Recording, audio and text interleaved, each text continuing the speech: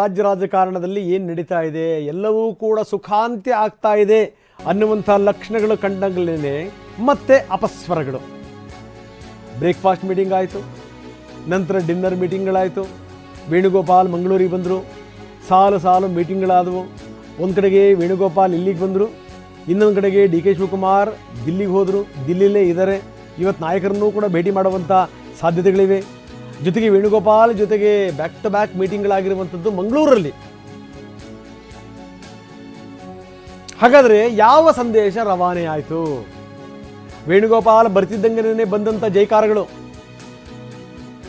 ಸಿದ್ದರಾಮಯ್ಯನವರ ಪರವಾಗಿ ಕೆಲವರ ಜೈಕಾರ, ಡಿ ಕೆ ಪರವಾಗಿ ಕೆಲವರ ಜೈಕಾರ. ಬಂದಂಥ ನಾಯಕರಿಗೆ ಮುಜುಗರ. ಯಾಕೆ, ಯಾವ ಕಾರಣದಿಂದ ಇವರು ಹಾಕ್ತಾ ಇದ್ದಾರೆ ಜೈಕಾರಗಳನ್ನು ಗೊತ್ತಿಲ್ಲ. ಅದು ಹಿಂಗೆ ಸಿದ್ದು ಪೂರ್ಣಾವಧಿ ಸಿ ಎಂ ಅಂತ ಜೈಕಾರ, ಇನ್ನೊಂದು ಕಡೆಗೆ ಡಿ ಕೆ ಶಿವಕುಮಾರ್ ಪರ ಜೈಕಾರ. ಅಂದರೆ ಇದೆಲ್ಲ ಸಿಟ್ಟು ವೇಣುಗೋಪಾಲ್ ಮೇಲಿತ್ತಾ? ಹಿಂಗಾಗೇ ಈ ಮೊನ್ನೆ ವೇಣುಗೋಪಾಲ್ ಒಂದು ವಾರ ಹಿಂದೆ ಬಂದಿದ್ದರು ಬೆಂಗಳೂರಿಗೆ. ಏರ್ಪೋರ್ಟಲ್ಲಿ ಅಲ್ಲೇ ಹತ್ತಿರದಲ್ಲಿರುವಂಥ ಸ್ಟಾರ್ ಹೋಟೆಲ್ ಉಳ್ಕೊಂಡಂಥವರು ಒಬ್ಬರನ್ನೂ ಭೇಟಿ ಮಾಡಲಿಲ್ಲ. ಅಪ್ಪಿ ತಪ್ಪಿ ಯಾವ ನಾಯಕರ ಜೊತೆಗೂ ಚರ್ಚೆ ಮಾಡಲಿಲ್ಲ. ಅಲ್ಲಿಂದಲ್ಲೇ ಕೇರಳಕ್ಕೆ ಹೊರಟೋದ್ರು. ಯಾರೂ ಕೂಡ ಭೇಟಿ ಮಾಡಲಿಲ್ಲ, ಇವರು ಕೂಡ ಯಾರನ್ನೂ ಕರೀಲಿಲ್ಲ. ರಾಜ್ಯ ರಾಜಕಾರಣದ ಬಗ್ಗೆ ತಲೆನೇ ಹಾಕಲಿಲ್ಲ. ಇನ್ನು ಮಾತೆತ್ತಿದರೆ ಓಡಿ ಬರುವಂಥ ಸುರ್ಜೇವಾಲಾ ನೋಡಿ, ಇವೆಲ್ಲ ಘಟನಾವಳಿಗಳಾಗ್ತಾ ಇವೆ. ಅಪ್ಪಿ ತಪ್ಪಿ ಅವರು ಉಸ್ತುವಾರಿ ನಾಯಕರು ಕರ್ನಾಟಕಕ್ಕೆ ಕಾಲಿಟ್ಟಿಲ್ಲ. ಅವ್ರಿಗೆ ಗೊತ್ತು ಬಂದರೆ ಇದು ಬೇರೆ ಬೇರೆ ಕಡೆಗೆ ಕೋಪ ತಿರ್ಕೊಂಬಿಡುತ್ತೆ ಅಂತ. ಹೀಗಾಗಿ ಯಾರ್ಯಾರ್ದೋ ಮೇಲಿನ ಕೋಪ ಇನ್ನು ಯಾರ್ಯಾರ ಮೇಲೇನೋ ಆಗ್ತಾ ಇದೆ. ಎಲ್ಲವೂ ಕೂಡ ಸರಿಯಾಯಿತು ಅನ್ನುವಂಥ ಸಂದರ್ಭದಲ್ಲಿ ಈ ರೀತಿ ಘೋಷಣೆಗಳು ಮೊಳಗುವಂಥ ಕಾರಣ ಏನು? ಹೆಸರಿಗೆ ಹೇಳ್ತಾರೆ ಏನು ಅಂತಂದರೆ ನಾವಿಬ್ಬರು ಅಣ್ಣ ತಮ್ಮಂದರು ಥರ ಇರ್ತೀವಿ, ಬೆಂಬಲ ಈಗಲೂ ಇದೆ, ಮುಂದೂ ಇರುತ್ತೆ, ಎಂದೆಂದಿಗೂ ಕೂಡ ನಾವು ಜೊತೆಗೆ ಇರ್ತೀವಿ, 28ಕ್ಕೂ ಕೂಡ ನಾವು ಒಟ್ಟೊಟ್ಟಿಗೆನೇ ಚುನಾವಣೆ ಎದುರಿಸ್ತೀವಿ, ಇವೆಲ್ಲವೂ ಕೂಡ. ಆದರೆ ರಾಜ್ಯ ಕಾಂಗ್ರೆಸ್ನ ಒಳಗಡೆಗೆ ಪರಿಸ್ಥಿತಿ ಎನ್ನುವಂಥದ್ದು ಬೂದಿ ಮುಚ್ಚಿದ ಕೆಂಡದ ರೀತಿಯಲ್ಲಿದೆ. ಇತ್ತೀಚಿನ ಬೆಳವಣಿಗೆಗಳಿದೆಯಲ್ಲ, ಅಂದರೆ ಈ ಬ್ಯಾಕ್ ಟು ಬ್ಯಾಕ್ ಮೀಟಿಂಗ್ಗಳಾಗಿರುವಂಥದ್ದು, ಜೊತೆಗೇನು ಅಂದರೆ ಡಿ ಕೆ ಶಿವಕುಮಾರ್ ದಿಲ್ಲಿಗೆ ಹೋಗಿ ಕೂತ್ಕೊಂಡಿರುವಂಥದ್ದು, ನಾಯಕರುಗಳ ಸ್ಟೇಟ್ಮೆಂಟ್ಗಳು, ಇದೆಲ್ಲವೂ ಕೂಡ ಸರಿಯಾಗಿಲ್ಲ ಅನ್ನೋದರ ಸ್ಪಷ್ಟ ಸೂಚನೆ. ಏನು ನಡೀತಿದೆ ಹಾಗಾದರೆ ಬನ್ನಿ ನೋಡೋಣ.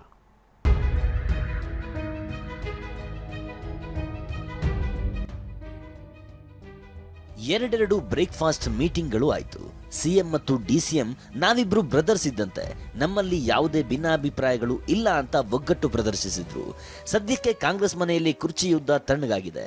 ಆದರೆ ಮೇಲ್ನೋಟಕ್ಕೆ ನಗುನಗುತ್ತಲೇ ಮಾತನಾಡ್ತಿರುವ ಸಿದ್ದರಾಮಯ್ಯ ಮತ್ತು ಡಿಕೆಶಿ ಒಳಗೊಳಗೆ ತಮ್ಮದೇ ತಂತ್ರಗಾರಿಕೆಯಲ್ಲಿ ತೊಡಗಿದ್ದಾರೆ. ತೆರೆಮರೆಯಲ್ಲಿ ಕುರ್ಚಿಯ ಭರ್ಜರಿ ಕಸರತ್ತುಗಳು ಭರ್ಜರಿಯಾಗಿ ನಡೀತಿದೆ. ಮಂಗಳೂರಿನಲ್ಲಿ ಸಿಎಂ ಸಿದ್ದರಾಮಯ್ಯ ಅಹಿಂದ ಶಕ್ತಿ ಪ್ರದರ್ಶನ.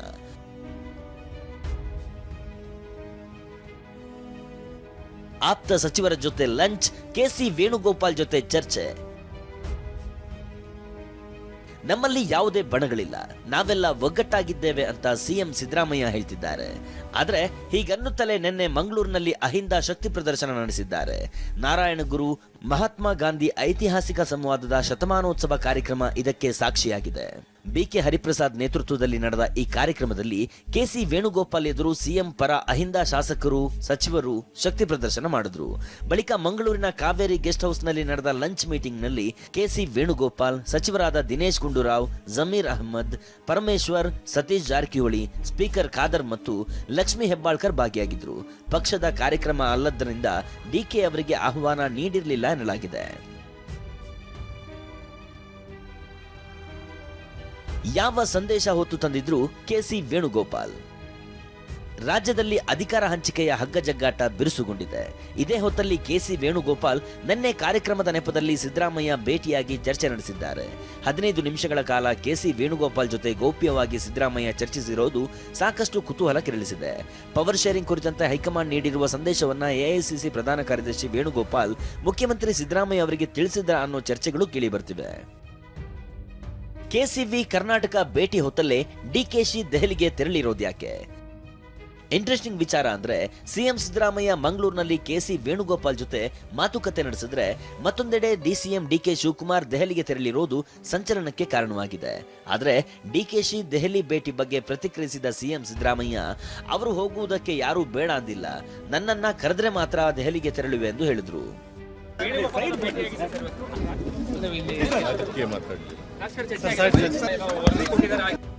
ಇಲ್ಲ ರಾಜಕೀಯ ಚರ್ಚೆನೆ ಮಾಡಿ ಹೋಗ್ಲಿ ಪಾಪ, ಬೇಡ ಅಂತಂದವ್ರು ಯಾರು? ನಾನು ಹೋಗಲ್ಲ. ನಾ ಕರೆದ್ರೆ ಮಾತ್ರ ಹೋಗ್ತೀನಿ, ನಾನು ಹೋಗ್ತಾ ಇಲ್ಲ. ಕರೆದ್ರೆ ಹೋಗ್ತೀನಿ. ಹಾಗಿದ್ರೆ ವೇಣುಗೋಪಾಲ್ ಹೇಳ್ತಿದ್ರಲ್ವಾ, ಕರೆದಿಲ್ಲ ನನಗೆ. ನಿನ್ನೆಯೇ ದೆಹಲಿಗೆ ತೆರಳಿ ಬೀಡು ಬಿಟ್ಟಿರೋ ಡಿಸಿಎಂ ಡಿಕೆಶಿ ಈ ಭೇಟಿಗೆ ವಿಶೇಷ ಅರ್ಥ ಕಲ್ಪಿಸಬೇಕಿಲ್ಲ ಅಂದಿದ್ದಾರೆ. ಮದುವೆ ಕಾರ್ಯಕ್ರಮದಲ್ಲಿ ಭಾಗಿಯಾಗಲು ಬಂದಿದ್ದೇನೆ. ಈಗ ನಮ್ಮ ನಾಯಕರು ಸಂಸತ್ ಅಧಿವೇಶನದಲ್ಲಿ ಬ್ಯುಸಿ ಇದ್ದಾರೆ. ಅವರಿಗೆ ತೊಂದರೆ ಮುಜುಗರ ಉಂಟು ಮಾಡಲು ಬಯಸೋದಿಲ್ಲ ಅಂತ ಹೇಳಿದ್ದಾರೆ.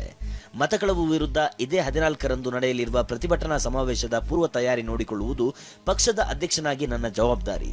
ಈ ಉದ್ದೇಶದಿಂದ ಇಲ್ಲಿಗೆ ಬಂದಿದ್ದೇನೆ ಅಂದರು. ವೇಣುಗೋಪಾಲು ಸಿಎಂ ಭೇಟಿ ಮಾಡೋದು ತಪ್ಪೇನಿದೆ, ರಾಹುಲ್ ಗಾಂಧಿ ಭೇಟಿ ಮಾಡೋದು ತಪ್ಪೇನಿದೆ, ಖರ್ಗೆ ಸಾಹೇಬ್ರು ಭೇಟಿ ಮಾಡೋದು, this is all A family affair. ನೋಡಪ್ಪ, ನಾನು ಫಸ್ಟ್ ಒಂದು ಖಾಸಗಿ ಮದುವೆಗೆ ಬಂದಿದ್ದೀನಿ. ಲೀ ಮೆರಡಿನ ಹೋಟೆಲ್ ಒಂದು ಮದುವೆ ಇದೆ. ನನ್ನ ಜೊತೆ ಜೈಲಲ್ಲಿ ಒಬ್ಬರು ಆಫೀಸರ್ ಇದ್ದರು, ಅವ್ರ ಮಗಂದು ಮದುವೆ. ನನ್ನ ಫ್ರೆಂಡ್ ಆದರು. ಅದಾದಮೇಲೆ ಬೇಕಾದಷ್ಟು ಪಾಪ ನಂಗೆ ಸಹಾಯ ಮಾಡಿದ್ದಾರೆ. ನಂಬರ್ 1. ನಂಬರ್ 2, 14ನೇ ತಾರೀಕು ವೋಟ್ ಶೋರಿ ರ್ಯಾಲಿ ಇದೆ. ಸುಮಾರು 1000 ಜನ ಬರ್ತಾ ಇದ್ದಾರೆ. ಅವರಿಗೆ ಅಕಾಮಿಡೇಷನ್ ಮಾಡಬೇಕು.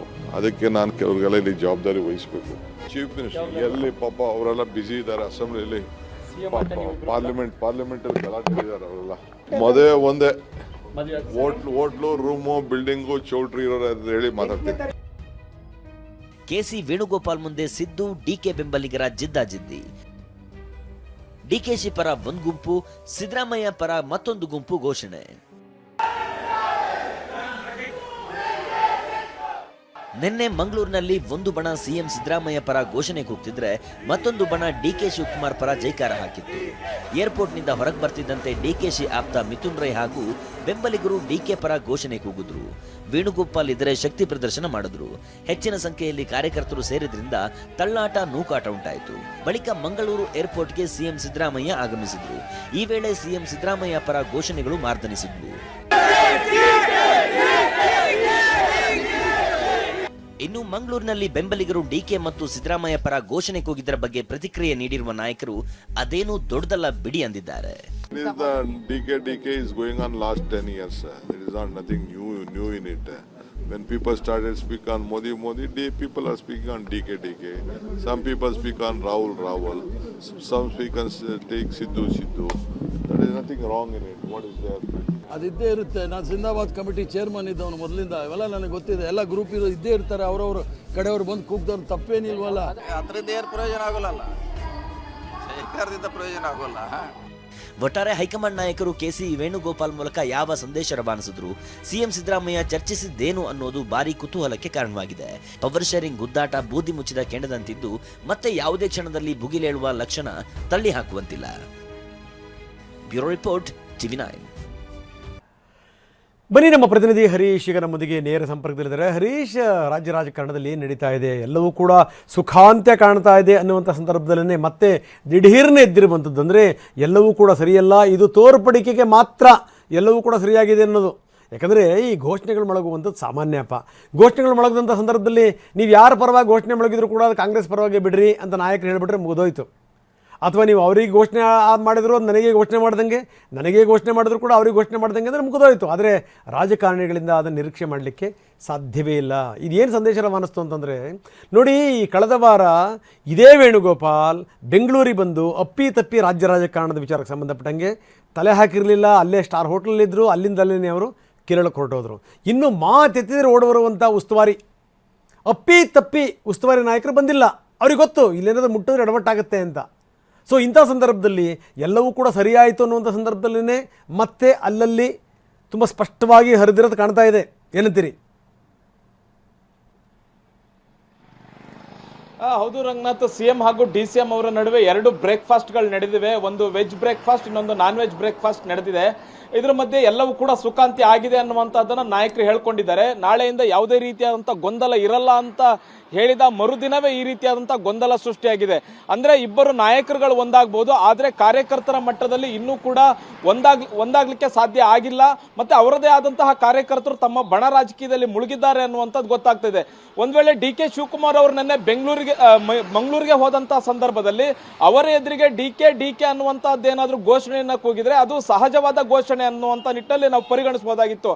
ಆದ್ರೆ ಕೇಂದ್ರದಿಂದ ಒಬ್ರು ನಾಯಕರು ಬರ್ತಿದ್ದಾರೆ, ಪ್ರಧಾನ ಕಾರ್ಯದರ್ಶಿಗಳು ಮಂಗಳೂರಿಗೆ ಬಂದಂತ ಸಂದರ್ಭದಲ್ಲಿ ವೇಣುಗೋಪಾಲ್ ಅವರ ಮುಂದೆ ಡಿ ಕೆ ಅನ್ನುವಂತಹ ಘೋಷಣೆ ಕೂಗಿರೋದಿದೆಯಲ್ಲ, ಇದು ಎಲ್ಲ ಒಂದ್ ಕಡೆ ಕಾರ್ಯಕರ್ತರಲ್ಲಿ ಇನ್ನೂ ಬಣ ರಾಜಕೀಯ ಇದೆ ಅನ್ನುವಂತಹದ್ದು ಸ್ಪಷ್ಟವಾಗಿ ಗೊತ್ತಾಗುತ್ತೆ. ಅದಕ್ಕೆ ಕೌಂಟರ್ ಆಗಿ ಒಂದ್ ಸ್ವಲ್ಪ ಹೊತ್ತು ಬಿಟ್ಟು ಮತ್ತೆ ಸಿದ್ದರಾಮಯ್ಯ ಅವರ ಬೆಂಬಲಿಗರು, ಸಿದ್ದರಾಮಯ್ಯ ಅವರು 5 ವರ್ಷಗಳು ಕೂಡ ಅವರೇ ಮುಖ್ಯಮಂತ್ರಿ ಆಗಿರಬೇಕು ಅನ್ನುವಂತ ನಿಟ್ಟಿನಲ್ಲಿ ಘೋಷಣೆಯನ್ನ ಕೂಗಿದಾರಲ್ಲ, ಇದು ಸ್ಪಷ್ಟವಾಗಿ ಗೊತ್ತಾಗುತ್ತೆ. ಎರಡೂ ಬಣಗಳು ಎರಡು ಧ್ರುವಗಳ ರೀತಿಯಾಗಿ ವರ್ತನೆ ಮಾಡ್ತಿವೆ. ನಾಯಕರುಗಳು ಒಂದಾದ್ರೂ ಕೂಡ ಅವರ ಬೆಂಬಲಿಗರು ಒಂದಾಗ್ಲಿಕ್ಕೆ ಬಹಳ ಕಷ್ಟ ಇದೆ. ಮತ್ತೆ ಇದು ಕಾಂಗ್ರೆಸ್ ನಲ್ಲಿರ್ತಕ್ಕಂತಹ ಅಧಿಕಾರ ಹಂಚಿಕೆ ವಿಚಾರ ಏನಿದೆ, ಇದು ಬೂದಿ ಮುಚ್ಚಿದ ಕೆಂಡಾದಂತಿದೆ. ಯಾವತ್ತು ಬೇಕಾದ್ರೂ ಇದು ಸ್ಫೋಟಗೊಳ್ಬಹುದು ಅನ್ನುವಂತಹದ್ದು. ಈಗ ಕೇಂದ್ರದ ನಾಯಕರು ರಾಜ್ಯದ ನಾಯಕರಿಗೆ ಸೂಚನೆಯನ್ನ ಕೊಟ್ಟಿದ್ದಾರೆ. ಅಂದ್ರೆ ಬ್ರೇಕ್ಫಾಸ್ಟ್ ಮೀಟಿಂಗ್ ಗಳ ಮೂಲಕ ನಿಮ್ಮ ಅಸಮಾಧಾನವನ್ನ ಬಗೆಹರಿಸಿಕೊಳ್ಳಿ, ಸೆಷನ್ ಮುಗಿಯೋರಿಗಾದ್ರೂ ಕೂಡ ಎಲ್ಲೂ ಕೂಡ ಬಹಿರಂಗವಾಗಿ ಈ ತರದ ಹೇಳಿಕೆಗಳನ್ನ ಕೊಡಬೇಡಿ ಅನ್ನುವಂಥದ್ದು. ಮತ್ತೆ ಯಾವುದೇ ಶಾಸಕರುಗಳಾಗ್ಲಿ ಅಥವಾ ಯಾವುದೇ ನಾಯಕರುಗಳಾಗಿ ಬಣ ರಾಜಕೀಯದಲ್ಲಿ ಒಳಗಾಗಬಾರ್ದು, ಮತ್ತೆ ಅಲ್ಲಲ್ಲಿ ಗುಂಪು ಸೇರಿ ಮಾತುಕತೆಗಳನ್ನ ನಡೆಸಬಾರ್ದು ಅನ್ನುವಂತ ಸೂಚನೆಗಳನ್ನ ಕೊಟ್ಟಿದ್ದಾರೆ. ಇವೆಲ್ಲ ಒಂದ್ ಕಡೆ ನಡೀತಾ ಇದ್ರು ಕೂಡ, ಯಾವುದು ಆಗದೇ ಇದ್ರು ಕೂಡ, ಹೇಳಿಕೆಗಳು ತೀಕ್ಷ್ಣವಾದ ಹೇಳಿಕೆಗಳು ಬರದೇ ಇದ್ರು ಕೂಡ, ಆದ್ರೆ ಕಾರ್ಯಕರ್ತರ ಮಟ್ಟದಲ್ಲಿ ಕೂಡ ಇನ್ನು ದೊಡ್ಡದಾದಂತಹ ಗೋಡೆ ಇದೆ ಅನ್ನುವಂತಹದ್ದು ಇದರಿಂದ ಸ್ಪಷ್ಟವಾಗಿ ಗೊತ್ತಾಗುತ್ತೆ. ಹಾಗಾಗಿ ವೇಣುಗೋಪಾಲ್ ಅವರು ಕೂಡ ಈ ವಿಚಾರದ ಬಗ್ಗೆ ಯಾವುದೇ ರೀತಿಯಾದಂತ ಚರ್ಚೆ ಮಾಡಿಲ್ಲ, ಕರ್ನಾಟಕದ ರಾಜಕೀಯ ವಿಚಾರವಾಗಿ ಯಾವುದೇ ರೀತಿಯ ಚರ್ಚೆ ಮಾಡಿಲ್ಲ ಅನ್ನುವಂಥದ್ದು ಹೇಳಿದ್ದಾರೆ. ಜೊತೆಗೆ ಮಂಗಳೂರಿನಲ್ಲಿ ಸೇರಿದಂತಹ ರಾಜ್ಯ ಕಾಂಗ್ರೆಸ್ ನಾಯಕರುಗಳು ಕೂಡ ಹೇಳಿದ್ದಾರೆ ಯಾವುದೇ ರೀತಿಯಾದಂತಹ ರಾಜಕೀಯ ಚರ್ಚೆ ಆಗಿಲ್ಲ ಅಂತ. ಸಿದ್ದರಾಮಯ್ಯ ಹಾಗೂ ವೇಣುಗೋಪಾಲ್ ಅವರು ಒಂದ್ ಕಡೆ ಸೇರಿದ್ರು ಅಂತಂದ್ರೆ ಅಲ್ಲಿ ಖಂಡಿತವಾಗಿಯೂ ರಾಜ್ಯದ ಬೆಳವಣಿಗೆಗಳ ಬಗ್ಗೆ ಚರ್ಚೆ ಆಗಿರುತ್ತೆ. ಅವರು ಪ್ರತ್ಯೇಕವಾಗಿ ಮಾತುಕತೆಯನ್ನ ನಡೆಸಿದ್ದಾರೆ. ಬ್ರೇಕ್ಫಾಸ್ಟ್ ಮೀಟಿಂಗ್ ಗಳಾಗಿರಬಹುದು, ಜೊತೆಗೆ ಶಾಸಕರುಗಳು ಬಣಗಳನ್ನ ಸೇರ್ಕೊಂಡು ಡೆಲ್ಲಿಗೆ ಹೋಗಿದ್ದಂತಿರ್ಬೋದು, ಎಲ್ಲ ವಿಚಾರಗಳ ಬಗ್ಗೆ ಕೂಡ ಚರ್ಚೆ ಆಗಿರುತ್ತೆ. ಮತ್ತೆ ಸಚಿವ ಸಂಪುಟ ವಿಸ್ತರಣೆ ಬಗ್ಗೆ ಕೂಡ ಚರ್ಚೆ ನಡೆದಿರುವಂತಹ ಸಾಧ್ಯತೆ. ಆದ್ರೆ ಬಹಿರಂಗವಾಗಿ ನಾಯಕರು ಹೇಳ್ತಾರೆ ಯಾವುದೇ ರೀತಿಯಾದಂತಹ ರಾಜಕೀಯ ಚರ್ಚೆ ಆಗಿಲ್ಲ, ಕೇವಲ ಮಂಗಳೂರು ಕಾರ್ಯಕ್ರಮಕ್ಕೆ ಮಾತ್ರ ಬಂದಿದ್ರು, ಆ ವಿಚಾರದ ಬಗ್ಗೆ ಮಾತ್ರ ಚರ್ಚೆ ಆಗಿದೆ ಅನ್ನುವಂಥದ್ದು ಹೇಳ್ತಾ ಇದ್ದಾರೆ. ಒಂದು ಕಡೆ ನಾಯಕರು ಒಂದಾದ್ರೂ ಕೂಡ ಕಾರ್ಯಕರ್ತರು ಒಂದಾಗ್ತಿಲ್ಲ. ಮತ್ತೆ ಹೈಕಮಾಂಡ್ ಕೂಡ ರಾಜ್ಯದ ನಾಯಕರ ಈ ಒಂದು ಕಿತ್ತಾಟ ಏನಿದೆ ಇದರ ಬಗ್ಗೆ ಮಧ್ಯಪ್ರವೇಶ ಮಾಡಿ ಏನಾದ್ರೂ ಒಂದು ಸೊಲ್ಯೂಷನ್ ಕಂಡುಕೊಳ್ಳೋದಕ್ಕೂ ಕೂಡ ಯಾವುದೇ ರೀತಿಯಾದಂತಹ ಪ್ರಯತ್ನವನ್ನ ರಾಜ್ಯದಲ್ಲಿ ಮಾಡ್ತಿಲ್ಲ, ದೆಹಲಿ ಮಟ್ಟದಲ್ಲಿ ಮಾಡ್ತಾ ಇರುವಂತದ್ದು. ರಂಗನಾಥ್, ಎಸ್, ಧನ್ಯವಾದ ತಮ್ಮೆಲ್ಲ ಮಾಹಿತಿಗೆ.